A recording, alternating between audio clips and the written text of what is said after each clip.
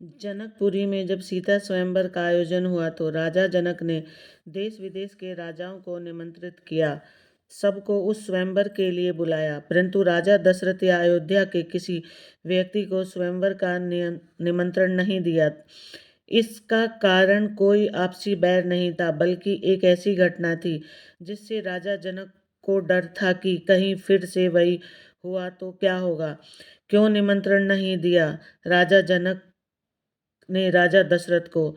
क्या थी वो घटना, आइए जानते हैं। एक बार राजा जनक के शासन काल में एक व्यक्ति का विवाह हुआ।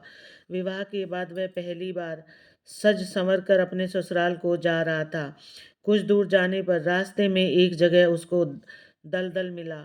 उसने थोड़ा पास जाकर देखा तो उसमें एक गाय फंसी हुई थी, जो शायद फंसे फंसे मरने की दशा में आ गई थी। उस व्यक्ति ने उसको देखा तो उसके मन में गाय को बचाने का ख्याल आया, परंतु दूसरे ही क्षण मन में एक और विचार आया। उसने सोचा, ये गाय तो कुछ देर में मरने वाली ही है। अगर मैं इसको वहां से बाहर निकालने के लिए इस दलदल में घुसा तो मेरे कपड़े और जूते खराब हो जाएंगे और मैं अपनी ससुराल में ऐसी हालत में कैसे जा पाऊंगा। यह सोचकर वह गाय के ऊपर पैर रखकर आगे बढ़ गया।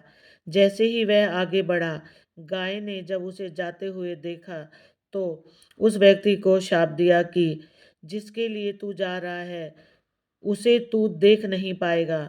यदि तू उसे देखेगा भी तो वह तत्काल ही मृत्यु को प्राप्त हो जाएगी। यह कहकर कुछ ही क्षण में गाय के प्राण निकल गए। उस श्राप को सुनकर वह व्यक्ति दुविधा में फंस गया। उसे अपने किए पर बहुत पछतावा हो रहा था, परंतु अब कुछ नहीं हो सकता था। जो होना था वो हो गया। अब वह व्यक्ति उस गाय के श्राप से मुक्त होने का विचार करने लगा। मन में बहुत बड़ा बोझ लिए वह ससुराल पहुंचा। वहां पहुंचकर वह दरवाजे के बाहर ही बैठ गया और यह विचार करने लगा कि अगर मेरी नज़र मेरी पत्नी पर पड़ गई तो क्या होगा। कुछ समय बाद परिवार के अन्य सदस्यों ने उसे घर के अंदर चलने का अनुरोध किया, किंतु वह नहीं गया। रास्ते में जो घटना घटित हुई थी उसके बारे में भी किसी को नहीं बताया। उसके दिमाग में तो गाय के द्वारा दिया गया श्राप बार बार गूंज रहा था। जब उसकी पत्नी को उसके घर के अंदर न आने की बात पता चली तो उसने अपने घर वालों से कहा कि चलो मैं ही चलकर उन्हें घर के अंदर लेकर आती हूँ।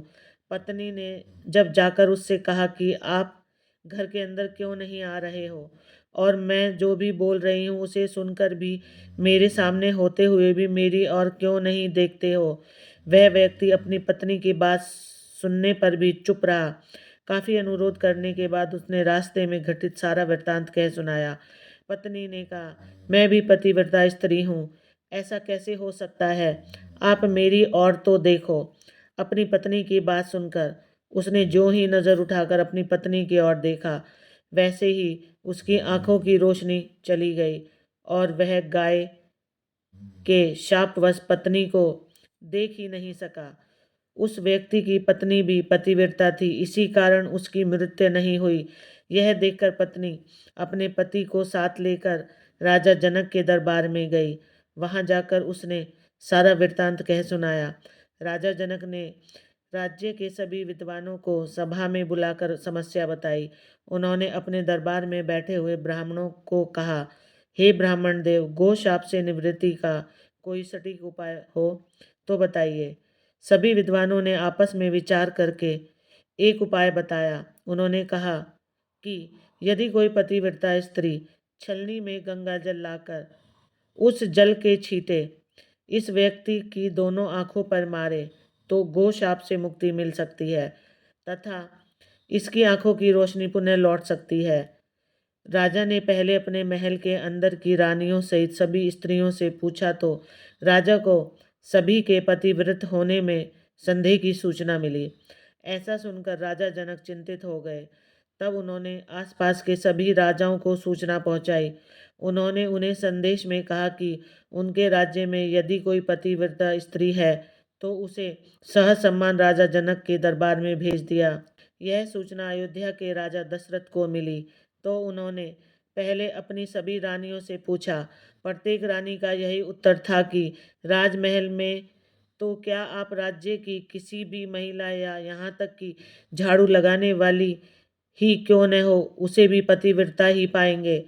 राजा दशरथ को इस समय अपने राज्य की महिलाओं पर आश्चर्य हुआ और उन्होंने अपने राज्य की सबसे निम्न माने जाने वाली सफाई करने वाली को बुलाया। उस महिला से राजा दशरथ ने सम्मानपूर्वक पतिव्रता होने के बारे में पूछा तो उस महिला ने स्वीकृति में सिर हिला दिया। तब राजा ने यह दिखाने कर लिए कि अयोध्या का राज्य सबसे उत्तम है, उस महिला को ही राज सम्मान के साथ जनकपुर को भेज दिया। राजा जनक ने उस महिला का पूर्ण राजसी ठाट बाट से स्वागत और सम्मान किया। तब राजा ने उस महिला को समस्या बताई, साथ ही ब्राह्मणों द्वारा जो उपाय बताया गया था वो भी बताया। महिला ने राजा को उस कार्य को करने की स्वीकृति दे दी। अगले दिन महिला छलनी लेकर गंगा किनारे गई। वहां पहुंचकर उसने प्रार्थना की, हे गंगे माता, यदि मैं पूर्ण पतिव्रत हूँ, यदि मैंने अपने तन और मन से अपने पति को ही परमेश्वर माना हो, तो गंगा जल की एक बूंद भी छलनी से नीचे नहीं गिरनी चाहिए। ऐसी प्रार्थना करके जब उसने गंगा जल को छलनी में भरा तो जल की एक बूंद भी नीचे नहीं गिरी।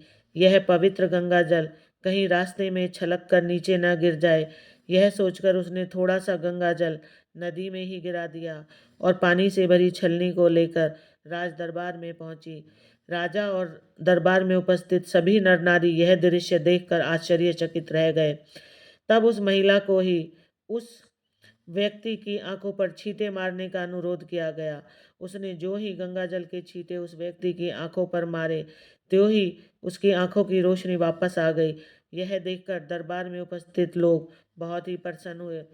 तब उस महिला को पूरे राज सम्मान के साथ पारितोषिक दिया गया। जब उस महिला ने उस राज्य को वापस जाने की अपने राज्य को वापस जाने की अनुमति मांगी तो राजा जनक ने अनुमति देते हुए जिज्ञासावश उस महिला से उसकी जाति के बारे में पूछा। तब उस महिला द्वारा बताए जाने पर राजा आश्चर्यचकित हो गए। यही कारण था कि सीता स्वयंवर के समय राजा ने सोचा कि जिस राज्य की सफाई करने वाली इतनी पतिव्रता है तो उसका पति कितना शक्तिशाली होगा। यदि राजा दशरथ ने उसी प्रकार के किसी निम्न श्रेणी के व्यक्ति को स्वयंवर में भेज दिया और अगर उसने धनुष साधन लिया तो क्या होगा। राजकुमारी किसी निम्न श्रेणी के व्यक्ति को न वर ले। यही सोचकर अयोध्या नरेश ने राजा दशरथ को निमंत्रण नहीं भेजा, किंतु विधाता की लेखनी को भला कोई आज तक नहीं टाल सका। वही हुआ जो होना था। अयोध्या के राजकुमार वन में विचरण करते हुए अपने गुरु के साथ जनकपुर पहुंच ही गए। तब धनुष तोड़कर राजकुमार राम ने सकुमारी सीता का वरण किया। बोलो जय सिया राम। दोस्तों, आपको ये कथा कैसी लगी कृपया कमेंट बॉक्स में ज़रूर बताएं। वीडियो पसंद आया तो लाइक और शेयर और सब्सक्राइब करें।